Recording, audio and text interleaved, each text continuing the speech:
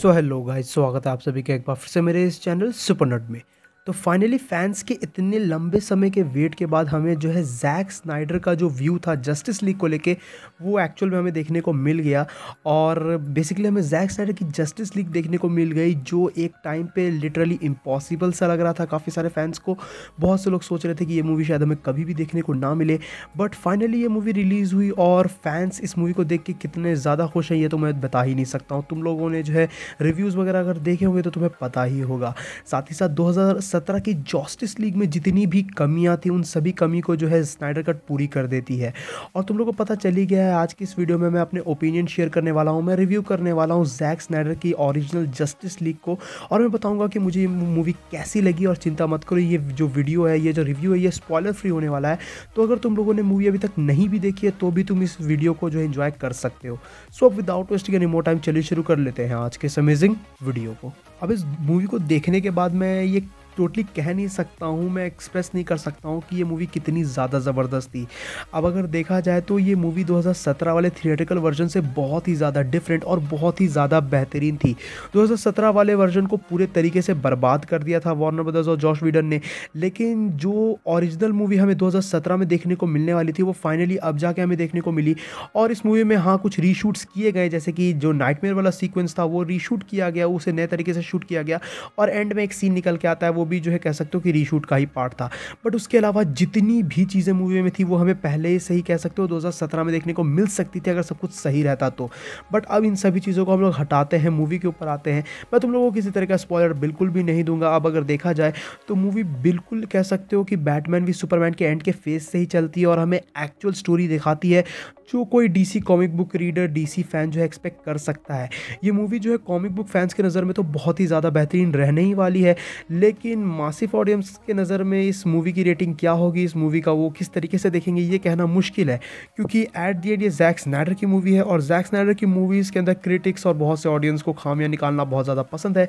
Unlikely इस movie के अंदर उतनी ज़्यादा कुछ खामियां नहीं है, ऑलमोस्ट है ही नहीं, सिवाय सीजीआई को छोड़ के, जहाँ कई कुछ जगह पे जो है कह सकते हो कि सीजीआई अप एंड डाउन होता है, लेकिन उतना चलता है क्योंकि हमने बड़े बजट्स वाली मूवी के अंदर भी कह सकते हो कि सीजीआई का अप डाउन देखा ही है।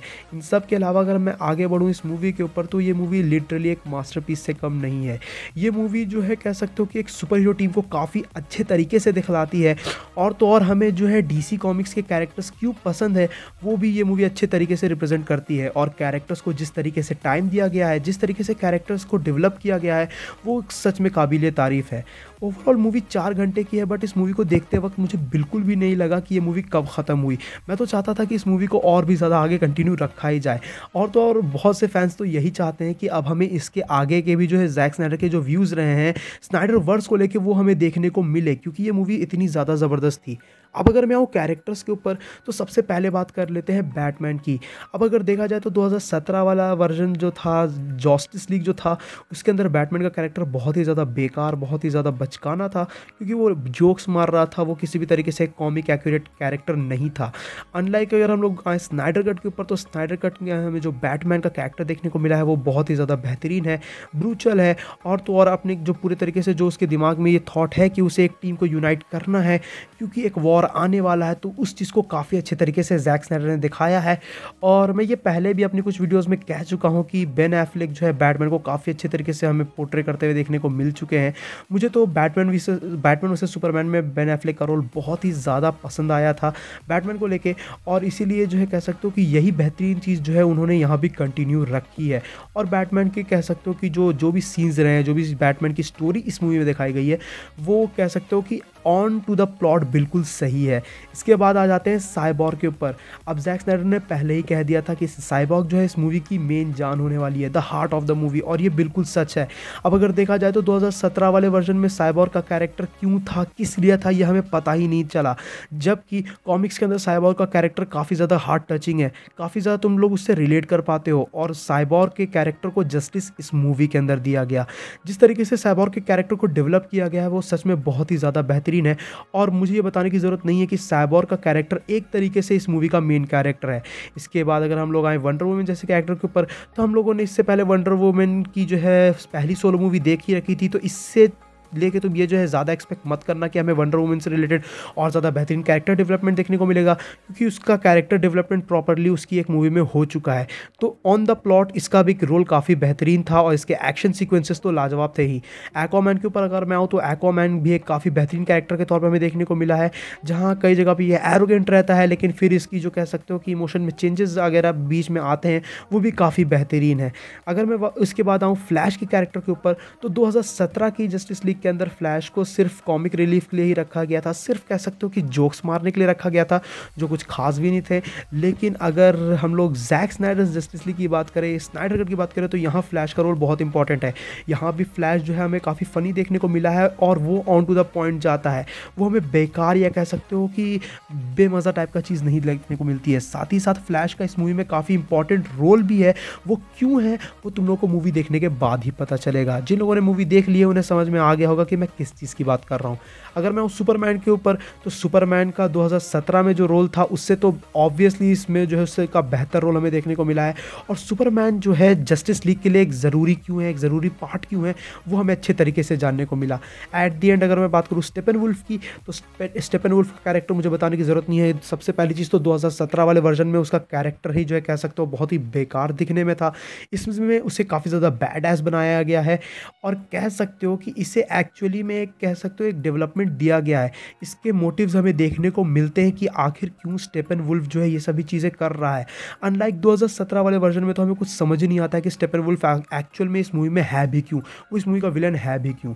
इनके अलावा जो बाकी के कैरेक्टर्स हैं इनके बारे में हो सकता है तुम में से कुछ लोग जानना चाहते हो, तो उन लोगों के बारे में मैं नहीं बता सकता, क्योंकि उन लोगों के को लेके बिना स्पॉइलर दिए कुछ भी बताना बहुत ही ज़्यादा मुश्किल हो जाएगा। अब अगर मैं कहूँ तो ये एक चीज़ मुझे काफ़ी ज़्यादा बेहतरीन लगी कि मूवी को जो है पार्ट वाइज उन लोगों ने डिवाइड किया है और उन सभी पार्ट के हिसाब से जो है मूवी बहुत ही बेहतरीन तरीके से बैठती है। स्टार्टिंग के जो 3 पार्ट्स रहे हैं, जो पहला पार्ट 1, पार्ट 2 और पार्ट 3 है, वो बहुत ही ज़्यादा इंटरेस्टिंग, कैरेक्टर डेवलपमेंट के लिए बहुत ही ज़्यादा इंपॉर्टेंट और at the same time emotional भी निकल के आता है। इसके आगे के जो पार्ट 4, 5 और 6 हैं, वो पार्ट्स जो है हमें कह सकते हो कि बहुत ही ज़्यादा लाजवाब देखने को मिले हैं और फुल एक्शन पैक देखने को मिले हैं। तो ओवरऑल कह सकते हो कि ये एक बहुत ही बेहतरीन चीज़ निकल के आती है स्नाइडर कट को लेके। और तो और इस मूवी को आर रेटेड रखा गया है, जो मेरे हिसाब से तो एक बहुत ही बेहतरीन डिसीजन था और इसी वजह से जो इसके एक्शन सीक्वेंसेस थे वो और भी ज़्यादा कह सकते हो कि उभर के निकल के आए हैं। तो ओवरऑल इस मूवी को देखने के बाद तो मैं यही कहूँगा कि ये मूवी लिटरली एक मास्टरपीस है। इस मूवी में मुझे किसी भी तरह की कोई कमी देखने को नहीं मिली और तुम लोग ये चीज़ ध्यान में रखो कि अगर सब कुछ सही रहता तो ये मूवी हमें 2017 में ही देखने को मिल जाती। मतलब मार्वल की तरफ से हमें 2018 में इन्फिनिटी वॉर और 2019 में एंड गेम जैसी बड़ी मूवीज़ देखने को मिली, उससे पहले ही हमें कह सकते हो कि इन्फिनिटी वॉर और एंड गेम के लेवल की ऐसी मूवी देखने को मिल सकती थी। बट ओवरऑल इस मूवी को देखने के बाद तो मैं कह सकता हूँ कि ये one of the best comic book movies में से एक है जो अभी तक हमें देखने को मिली है। और अगर मैं अपनी रेटिंग्स की बात करूं तो मेरी रेटिंग रहेगी इस मूवी को लेके 9.5 आउट ऑफ 10। अब इस मूवी में ऑलमोस्ट हर चीज़ परफेक्ट है, मैं किसी भी चीज़ को बुरा नहीं कह रहा हूं, ना ही कैरेक्टर के जो है कह सकते हो कि मोटोज जो रहे हैं, जो कैरेक्टर का मोटो है, जो कैरेक्टर का डेवलपमेंट है, जो एक्शन सीक्वेंसेस है, जिस तरीके का ह्यूमर भी ऐड किया गया है, सभी बेहतरीन है। बस मैंने इसको कह सकते हो कि थोड़ा बहुत स्कोर इसलिए काटा है कि क्योंकि कोई भी चीज़ बिल्कुल परफेक्ट नहीं हो सकती है, हम लोग जानते ही हैं।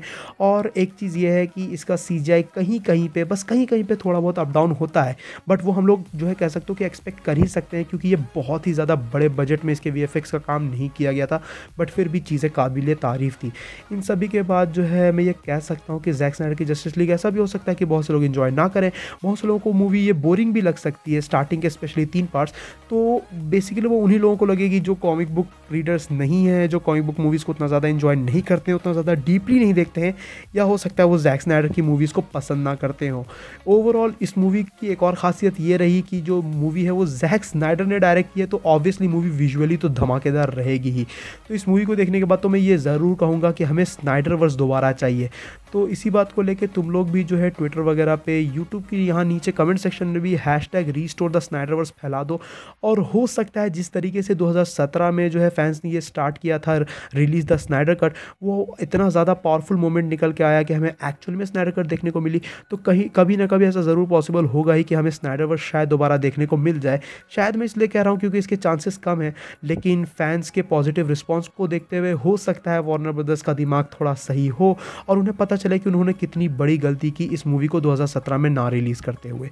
तो ओवरऑल ये था मेरा रिव्यू जैक स्नाइडर के जस्टिस लीग को लेके। तो गाइज़ ये थी वीडियो स्नाइडर कट रिव्यू को लेके। यहाँ जो मेरे जो भी ओपिनियंस थे मैंने तुम लोगों को बता दिए हैं। तुम में से जिन लोगों ने भी मूवी देख ली है मुझे कमेंट्स में बताओ तुम्हें ये मूवी कैसी लगी, तुम इस मूवी की को किस नज़र से देखे, तुमने इस मूवी को कितना ज़्यादा इन्जॉय किया और तुम्हारी रेटिंग्स क्या रही मूवी को लेके। मेरे हिसाब से तो ये one of the all time best comic book movies में से एक है जो हमें देखने को मिली है। जिन लोगों ने ये मूवी अभी तक नहीं देखी है और सोच रहे हो कि इस मूवी को देखना चाहिए या नहीं, तो ऑब्वियसली तुम इस मूवी को बिल्कुल भी मिस मत करना। और अगर तुम्हें पता नहीं है कि इस मूवी को किस तरीके से किस कंटिन्यूटी में देखना है, तो तुम बेसिकली इस मूवी से पहले Man of Steel, Batman v Superman और वंडर वुमन का पहला पार्ट देख सकते हो, जिसके बाद तुम स्नाइडर कट को टोटली एंजॉय कर पाओगे। तो आई होप सो कि तुम्हें ये वीडियो पसंद आई होगी, ये रिव्यू पसंद आया होगा। इस वीडियो को अगर ये वीडियो पसंद आई है तो इस वीडियो को अपना थम्स अप देना, अपने दोस्तों के साथ शेयर करना। इस मूवी को देखने के बाद मेरा दिमाग लिटरली हिल चुका है। मैं बिलीव नहीं कर सकता कि हम फैंस की जो ड्रीम थी वो एक्चुअल में यहाँ पे सामने निकल के आई और हम लोगों ने जो है स्नाइडर कट को एंजॉय किया। चैनल को सब्सक्राइब कर लेना ऐसे ही वीडियोज़ के लिए। मैं मिलूंगा तुमसे ऐसे किसी नेक्स्ट वीडियो में। Till then bye, stay tune, stay awesome.